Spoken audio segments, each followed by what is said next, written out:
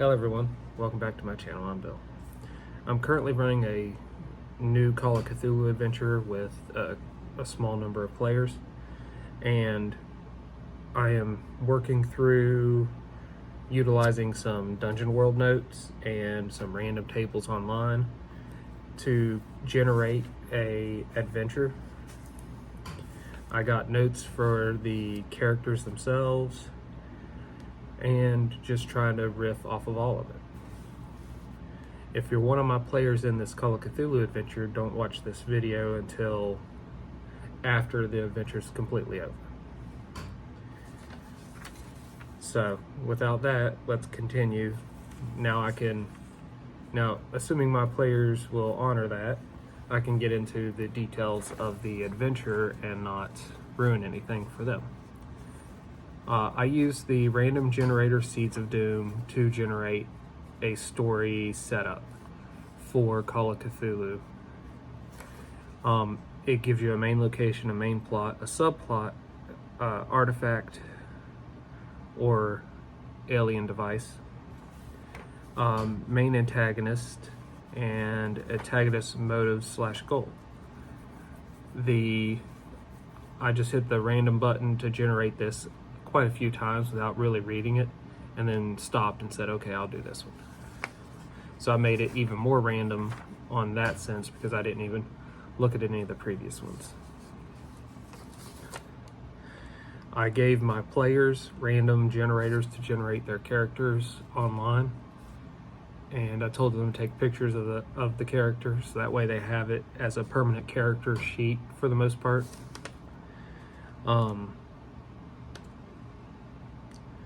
One of them created a big game hunter. He just kept hitting the random until he had one that he wanted to play. The other one is a naval sailor. He had to hit the button quite a few times to get a character he wanted to play. So I asked the big game hunter a bunch of questions, and then I recorded all those questions on one sheet, like all his answers on one sheet of paper for his character. And then I did the same thing with the other one. So I have paper here that gives me a lot of details on their answers and what's going on.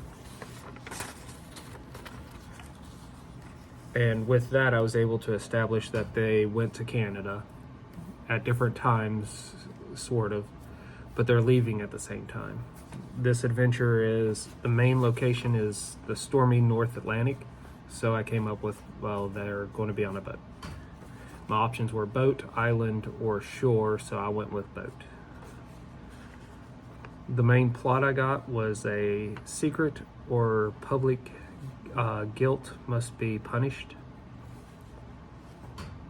Subplot, exhibits stolen from local art show exhibition. The artifact that it generated was a grotesque idol. I used the Cthulhu idol. Main antagonist, injured or unstable alien. Antagonist motive / goal. Horror is an art, and you are its clay. And then I went and generated a random ship name. The ship name is USS Imperial Observer. And then I gave the captain a name and starting to slowly build the NPC names as the players interact with them. I need to go back and do a few names to some they've already interacted with because they never asked for the name and never got a name. So the principles and moves that I'm using from Dungeon World are not quite designed for a horror game, so I need to go back and edit these a little bit for a horror game. I might try to search online, see if there's anything that would work. But the party starts off their adventure on the boat. One actually has a room on the boat, the other one's sleeping on the deck with a lot of other passengers. I had them roll a d4 for a random night that they had an incident happen. And I had two things in mind when I did this. The first one was something fight between two of the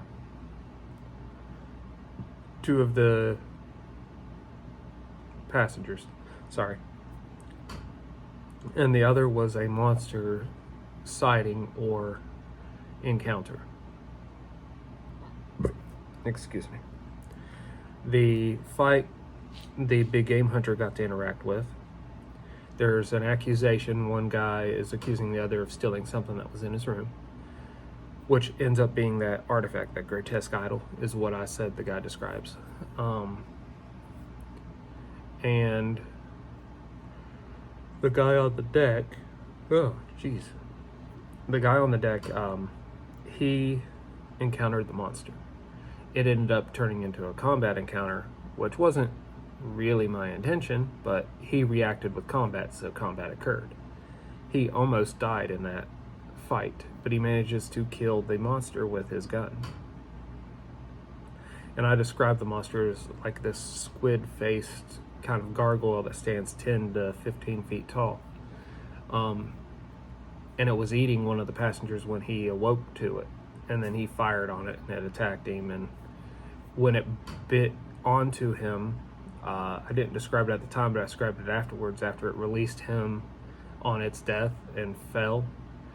He got knocked out in the fall, but when he comes to, he's been stitched up by the other player, and he has this big bite mark on his torso that is very shark-like. And then he has all these suction cup bruises all over his skin that will eventually heal in about 2 weeks. But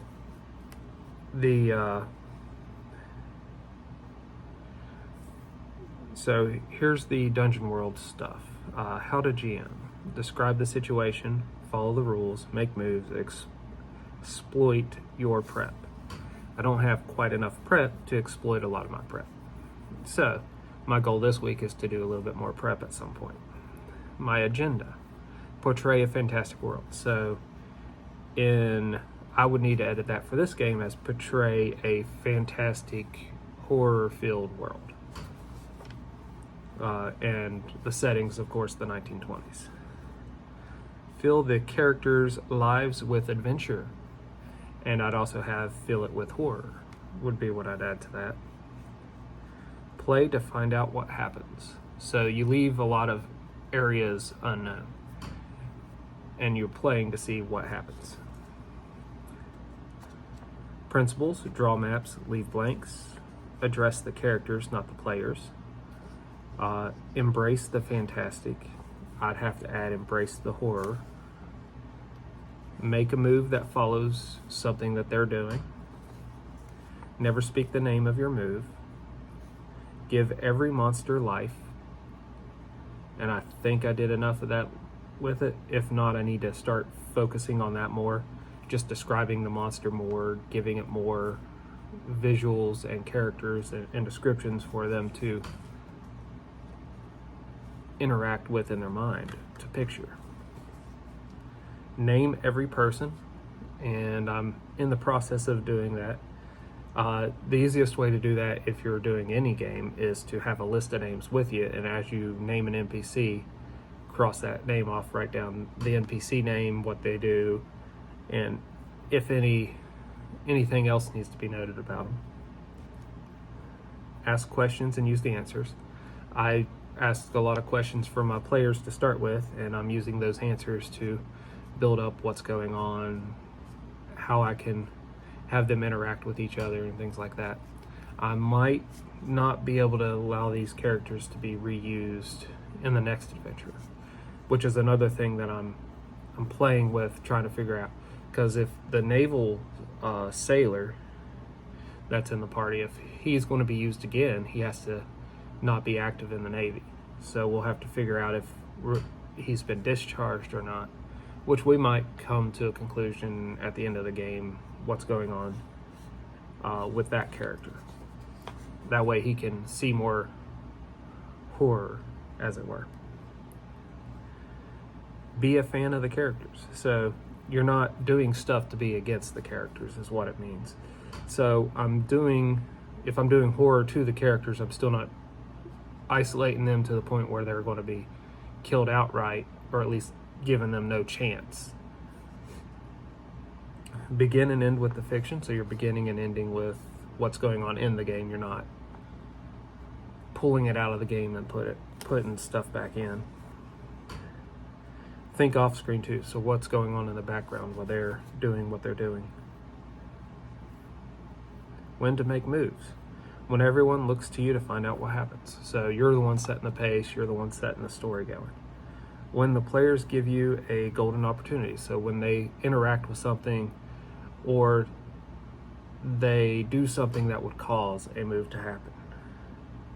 And then when they roll bad is when you make a move.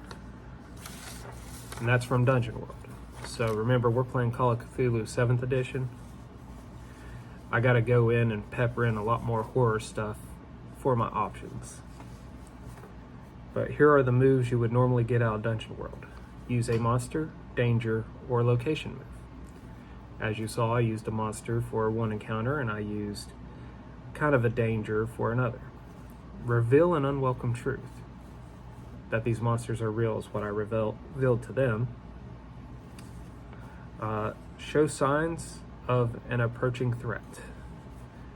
Didn't use that this time around, but definitely gives me more options. Deal damage. That's usually in response to a bad roll the players do, or an interaction they have. Use up their resources, so cause them to use ammo, cause them to use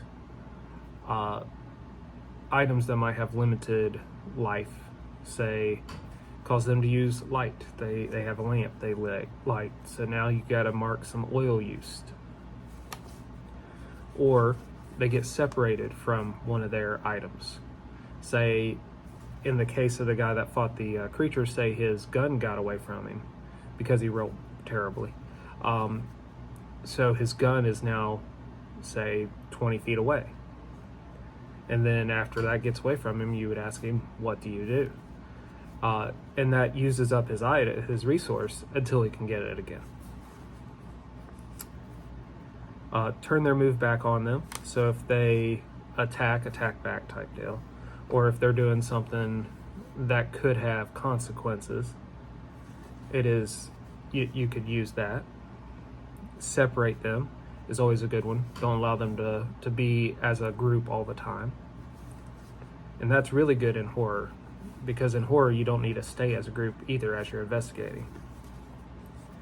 Give an opportunity that fits the class ability. So I'll need to go back on these character notes that I got, add more notes on what they're good at and what they're bad at, player-wise, that would combat and appropriate adventuring investigating skills. Show a downside for their class, their race, or equipment. So show them the downside of what they're not good at, which would be just have something there that would require them to interact with something they're not good at. Offer an opportunity with or without cost. That's usually offer treasure, and either it's there and doesn't cost anything because you're now in the right location, or it's there and you can see an obvious threat of some sort that you have to navigate in some fashion before you get the treasure. Put someone in a spot. Cultists can capture people. The alien creatures can take somebody a hostage or take somebody away to eat.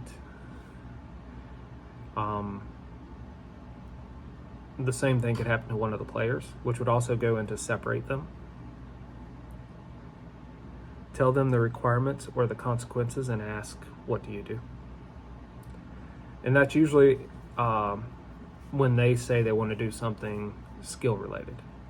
I want to jump this 10-foot pit, okay? Well, here's what will happen if you fail. And the way Call of Cthulhu is you don't have a hard fail the first attempt at a skill check. When you push it, like when you try again, if you fail, that's when you have a hard consequences. Hard consequences being you might actually take damage, you might actually have something really bad happen. The soft consequences are you just fail to act. So I run up to that 10-foot pit and I fail to actually jump. I stop for some reason.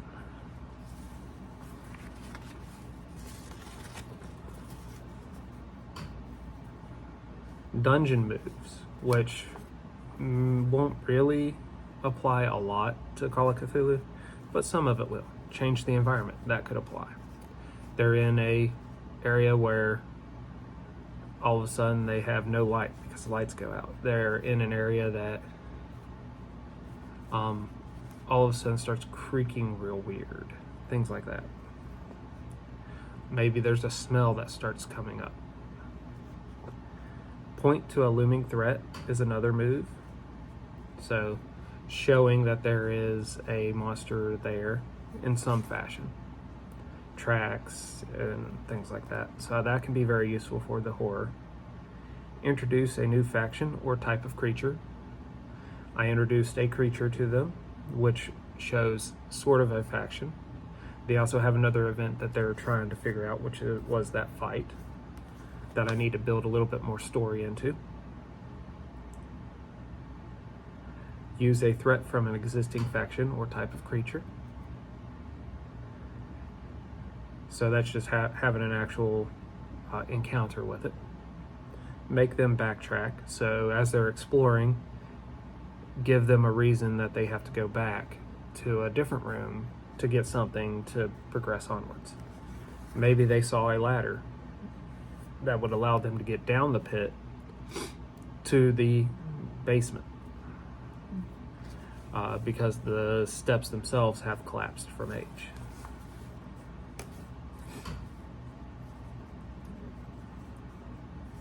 Present riches at a price, which is like presenting an opportunity with or without cost, except there would be a price for the riches. Present a challenge to one of the characters. And those are the moves that I'm trying to give me more options when I don't have anything prepared. And I've been leaning into them pretty good. And it's worked for at least a 2-hour one-shot is what it is so far. That's how much we played last game. We spent half an hour with creating characters and asking questions, and the rest was kind of describing the ship and describing what they're up to and what's going on. I need to make more of an outline, like I said. Give me a list of NPC names for next time, so that way I can just start pulling names out for them to have and interact with. And they're on a 15-day travel, and it was day 2 that they had their first encounter.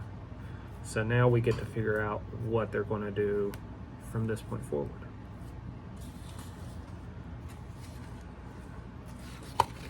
Hopefully this was helpful to people that was curious about it, at least. And I would recommend using the Dungeon World stuff if you don't want to have a lot of prepped up, because the next game I'm just going to kind of prep a story outline of what goes on what days roughly, and leave a little leeway, and then I'll leave some blanks for me to insert stuff that the players come up with. Maybe they'll come up with an encounter that's creepier than what I can think of, or would fit what's going on a little bit better than what I've come up with.